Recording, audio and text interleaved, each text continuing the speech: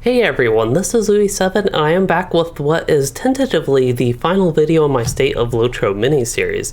And in this one, I want to discuss the actual content of the Lord of the Rings Online game. In particular, I want to look at recent content and a peek forward into the future. Now, a major focus of this video is on the content itself and the updates, and just for reference, by that I mean the content you go through with the gameplay of each update. The current era of LOTRO began with the release of Update 25 Minas Morgul in late 2019 as the latest expansion pack to the game. This raised the level cap to 130, which is the same cap we are at now in mid-2021, with the recent release of Update 30, The Blood of Azog, as a quest pack. Before we get to this recent content, I think it's important to go back a few years though.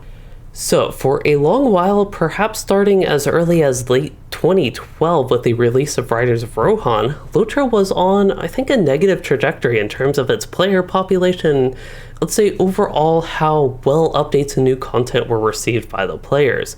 Turbine, at the time, experimented with a few new systems such as mounted combat and epic battles, which ultimately weren't too successful for the game. That was on top of changing of the old ways. They had a lack of regular instance in-game group content for a long period. So while regular instances did eventually return in around mid-2015, the overall content in the game wasn't really all that well received for that long period, about 3 years there. By mid-2017, Mordor was released as LOTRO's first full expansion in a few years, and there was a lot of hype and excitement building up to the release of this expansion along with the 10th anniversary of the game, but still Mordor ultimately seemed to be a letdown at the time. But with Mordor and post-Mordor, that appeared to be a start of the modern trend of LOTRO, with Standing Stone Games in full force developing the game since they transitioned from Turbine, and they had a general path with content updates that seemed to be an expansion every 2 years, with a total of roughly 3 major content updates a year, along with more small things in between the major updates. But back to the actual content from these updates, what I have seen after Mordor, content in general has started to become more well-liked again. This was also true for me personally, but it really started in the current era with Minas Morgul expansion in late 2019 again.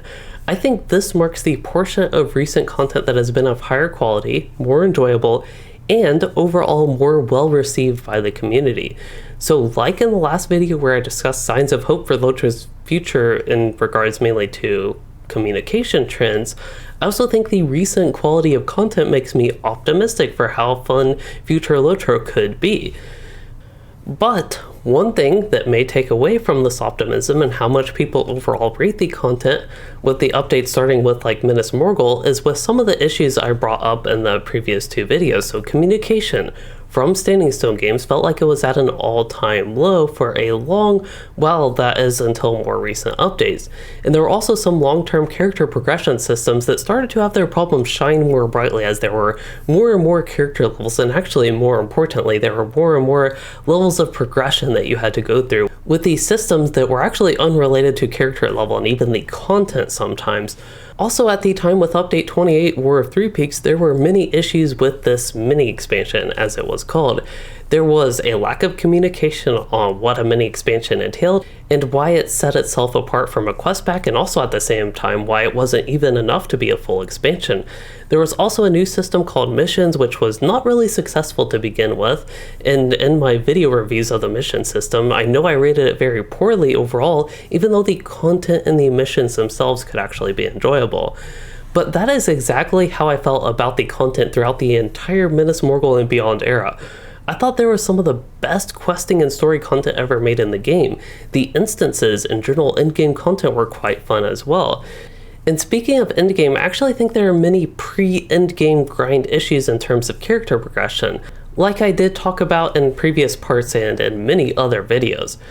But focusing back on the actual endgame, I also think with the endgame systems, they feel more fleshed out and in an overall pretty good state, especially when compared to previous updates before this current era. And with the theme of content in this video, a lot of the instances and raids have been highly rated by myself and the community as well. I think they are a ton of fun. And also we actually have the full-scale multi-boss raid with Minas Morgul, the Rim Merchant. We got a couple small raids to fill the time before Gundabad, which I really enjoy those smaller raids personally. And there were also quite a few 3 and 6 man instances. They each offer up to 5 tiers of difficulty, providing a decent amount of replayability and just ton of stuff there, especially if you do want to push the difficulty. But that is the actual content that we have had as far as endgame goes. But setting endgame aside, one more random note I do have about recent content is with update 29 Wildwood. So this was the first time in many years we had a non-level cap zone released, which came with some scaling instances actually that could be run as endgame content. But overall, update 29 Wildwood was quite successful for Standing Stone games. They have said that on more than one occasion, and I personally think it was a great content update for the game. But if we think broadly about the recent era of LOTRO, if we set the non-content issues aside that I have talked about, I of course think the recent content in LOTRO is very good, all the stuff that we just discussed, and as I keep repeating, it does actually make me excited for the future content because I can once again actually feel like it will be fun, unlike this long period from like Rohan through basically Mordor, where I was actually thinking the opposite with new updates, that they wouldn't really be that fun and they'd continue this bad content trend. Of course, in my opinion, it wasn't quite as fun, but still overall rated by the community actually less, it seemed like, back then. But anyway, at this point, we have seen a positive trend with almost every aspect of recently released content in LOTRO as far as the actual content itself goes, and I actually honestly think it's been the best era of LOTRO since pre-Rohan, kind of by far. And while I will point out I don't have any special insight into the game's future, I actually do have the general expectation that content will continue to be good in LOTRO's future. And to go ahead and start looking at the potential of LOTRO's future, I think I should briefly recap actually what has been going on story-wise just to make sure everybody is up to date. So after Minas Morgul wrapped up the Morgoth and General Mordor storyline, we went back to northern Rovanian, where the dwarves are headed towards Mount Gundabad, being led by Durin.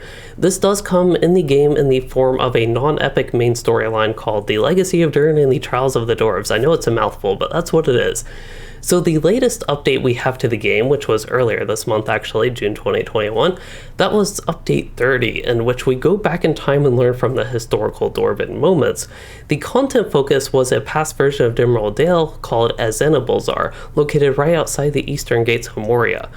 I believe this particular update, along with the Minas Morgul expansions Mordor Besiege, those could actually be important when looking ahead towards future content. Essentially, it shows the ability for Standing Stone games to make alternative versions of different zones in the game, and by all appearances do so in a way that actually makes sense both gameplay and progression-wise. I also believe it's even lore friendly because essentially you are imagining the tale of a hero back in time, but because you are your own character, you experience all the events as your own character, basically through the eyes of the hero.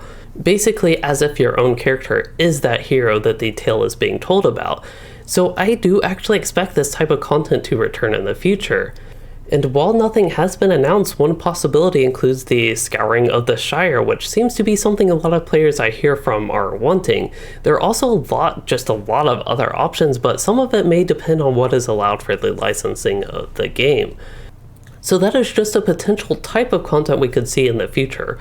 But setting that aside, going back to the current quest of the dwarves, the next expansion is going to be Gundabad as update 31. This will mark the start of a new era of LOTRO with an increased level cap, a new class, actually the Brawler, and perhaps even a legendary items revamp, which could also be out before update 31. Similar to Minas Morgul, this upcoming expansion era will start with the end of a storyline as the Legacy of Durin, and the Trials of Dwarves is wrapped up and we move elsewhere in Middle-earth. Where that is, we don't really know, but based purely on speculation and looking at options on the Middle-earth map, I would guess Harad or Rune would be the two strongest possibilities for 2022 content. Harad would connect to Gondor and eventually lead to Khand or Umbar. Rune has a lot of possibilities with connections from the Iron Hills with the dwarves there, or east with Mirkwood. There's also the Brownlands and the Great River. And finally, just north of Mordor, actually, with a connection to the Waste and Dead Marshes area in the game. But between these two major regions, there's just a lot of exciting possibilities to speculate about, but it's just that, and it's really quite far ahead, so that would be best saved, I think, for another time to just speculate on the possibilities. But as far as this topic on the State of LOTRO goes, it's just more so something to look out for in the future based on some recent content we have had and open possibilities for the future. But until that future is closer to becoming a reality, that is really all I have to share on the State of LOTRO in mid-2021. In summary for this part, I covered the trend of recent content being more well received in terms of both solo landscape and story-based gameplay, as well as endgame group content and raids.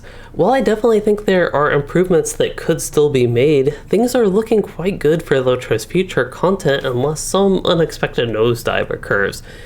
And just to recap, before this part, we did cover some issues with the non-content aspects of the game, basically on the topics that weren't covered in this video.